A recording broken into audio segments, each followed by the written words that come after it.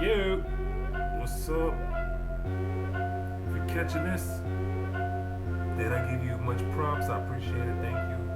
It means that you're pretty much interested in hearing someone's testimony about Job Corps.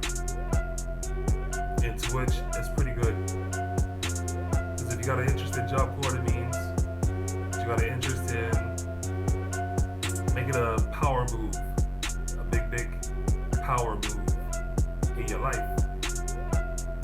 And if it's that time in your life, if it is that time in your life to make a power move, then finding people who can say something positive, decent, and also factful, to give you some idea of what Job Corps is like is important. It means it's like doing some research. Not every story is a success story, but every testimony that you get is good research, because Job Corps is a 50-50% chance of either getting success or becoming a failure with it. Either way, you grow from it. You're supposed to. So, leaving off from my last video, I got accepted into Job Corps, and I remember packing up the garage that I was living in, getting it swept out, getting it cleaned out. I had a box full of comic books, a nice collection that a friend had left me, and so I left it with my fam, and I was hoping that they would capitalize on it. You know what I mean? Grow, make it grow, but it was just one of those things where it was like whatever. My hopes wasn't that high. You know what I mean? But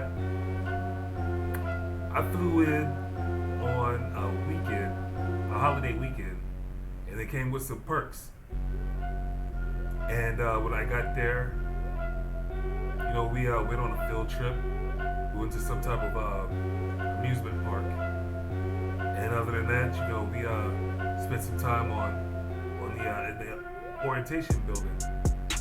Played video games and hung out with the leadership crew and barbecued and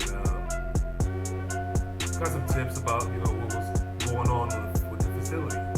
Now, see, before I got there, I'd already known that this is going to be like a basically government-run program, government-ran program.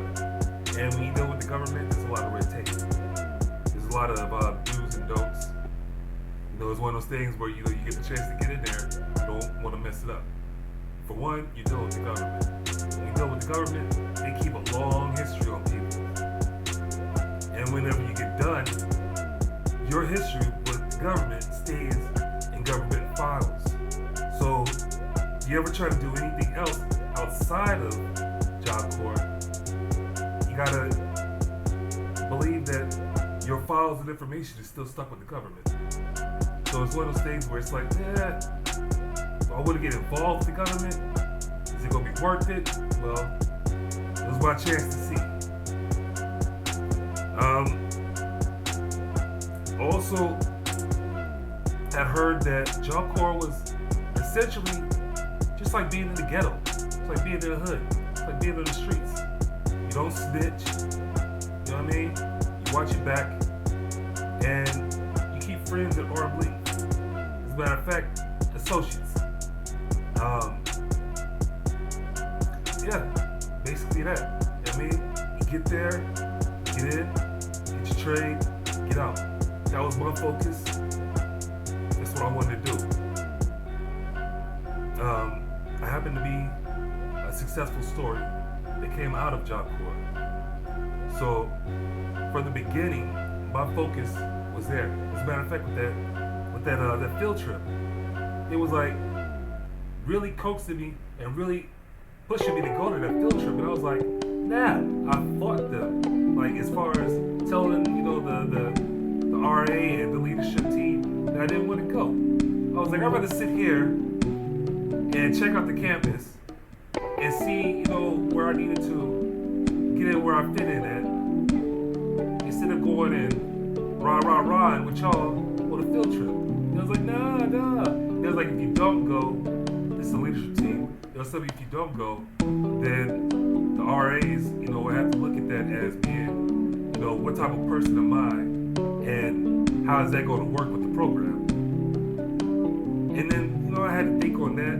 And I was like, look, all right, I don't want nobody putting nothing in my paperwork, especially in the beginning. You know what I mean? So, there's a couple of names that you call that. There's a couple of names as far as being the type of person to just get along to get along. But I forgot what they were. But anyway, that's what I was. I was getting along to get along, and I eventually had fun. I did. Put my guards down and I had some fun. Got back to the facility and got my game face back on and was ready for orientation. Alright, so in orientation, I did the physical work, went over and got my eyes checked out, ear, nose, throat, exams, fitness and all that stuff. And man, the drug waiver. Alright, check this out. I had to wait at least 5 to 9 months, somewhere in that range, to be accepted and get my plane ticket from the time that I turned in my paperwork. And they told me, stay drug free. They got a 0 tolerance.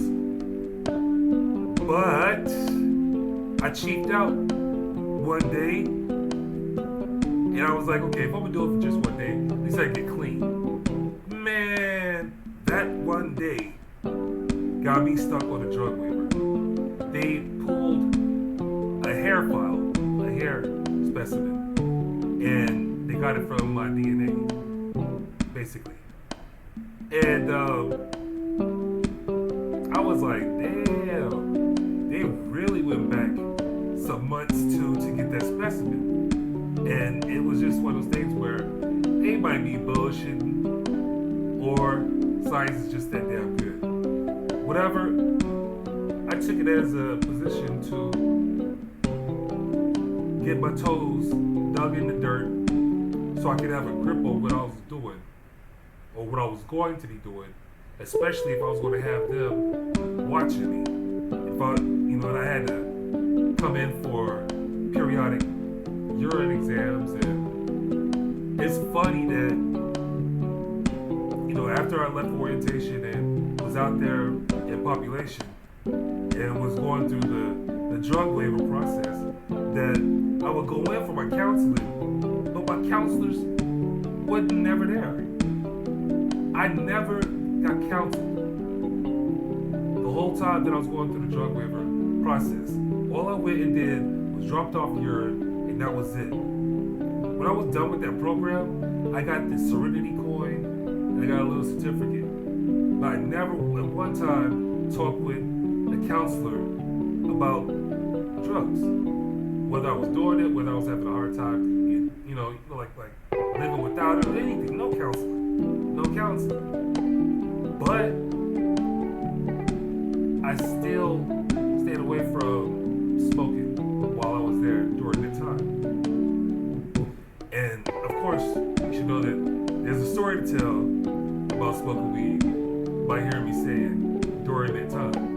During that time when I was doing the drug waiver program, I didn't cheat at all.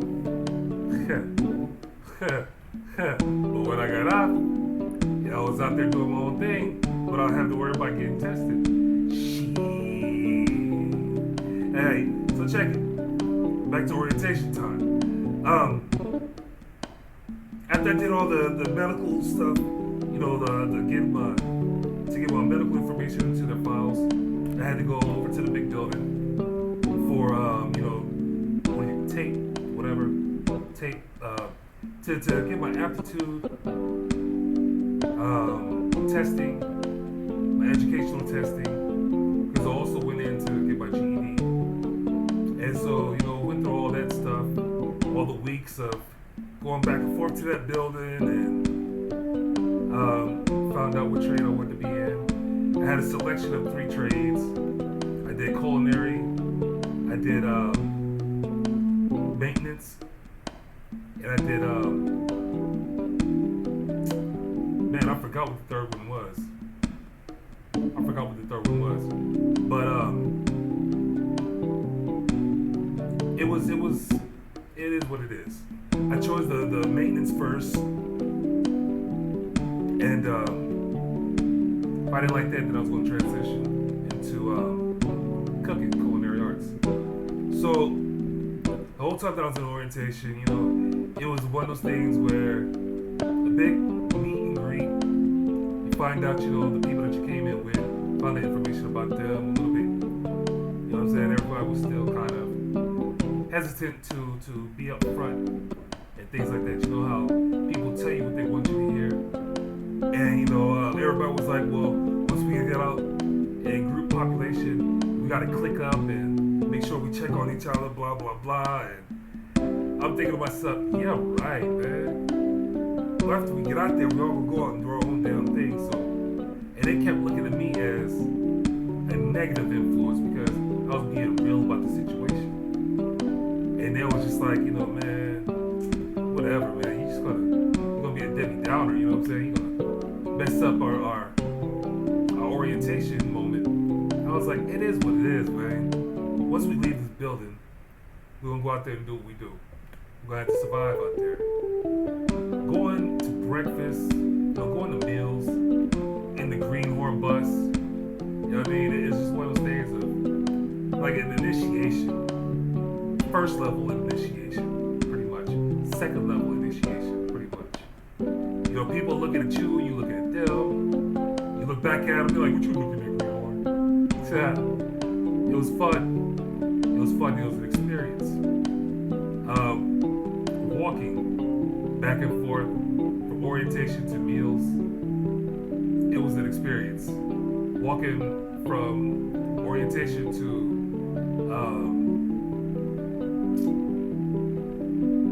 from anywhere on campus, and going back to the orientation building was like, somebody's watching, somebody's taking notes, somebody's measuring me up.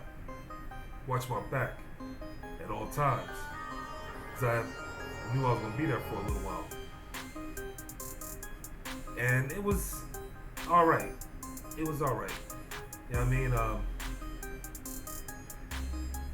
Going through orientation is a real good time to find out information, good research time about the facility and some of the other students, which names come out of other people's mouths from which dorms and things like that.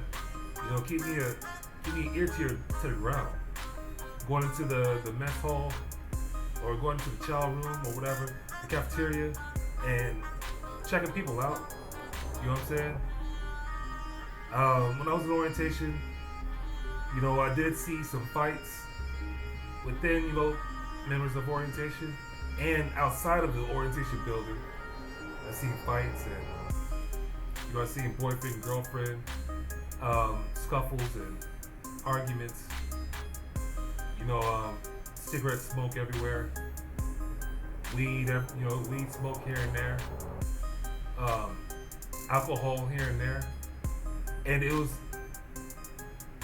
cool. I got accustomed just that quickly. I had a good idea of what to look for. So I was ready to, leave orientation and get into general population and get her done. The weeks, they kind of dragged on. But you know how time goes, time flies when you're having fun.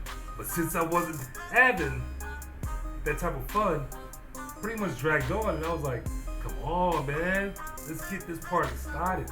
You know what I mean? I was like, I'm ready to get into my dorm, man. And when I finally found out which dorm I was going to, I was happy. And I was just waiting for us to release us. Waiting for them to release us. Now, also while we was in orientation, other than that field trip, there was a few dances over at the hall, the dance hall or auditorium, and they were fine. The first couple of dances, I was to myself. The last couple of dances, I opened up because it was getting close to time to get in general population, and I was happy. And I opened up and was dancing, having fun, calling people out to the dance floor. You know what I mean? For everybody who was getting shy or staying shy, it was like, come on, man. It was like the last two dances was, the very last dance was a dance with everybody from the facility. The second to the last dance was just us, and it was like we had been around each other enough too long to be shy around each other. So that's why I had opened up and got on the dance floor, was doing my thing, and really was the hype man. And second to the last party, it was still pretty much me being a hype man, but I had competition because I had competition of other old heads, that had been there already, and was like, come on, young buck, come on, Greenhorn, get out the way. We gonna hype this party up. We don't need you. You are nobody. Blah blah blah. And it was alright. But at the same time, there was another moment where I had to watch my back because people were taking notes. So anyway, I'm gonna leave off here. I'm gonna come back with another video going into, my first dorm life, life in my first dorm. But orientation, it was cool. You know what I mean? I was anxious to get into the general population. Taking my exams and doing my paperwork and all that stuff. It was a drag, but it was something I needed to do to follow the program. What do they say? Follow the process or whatever. But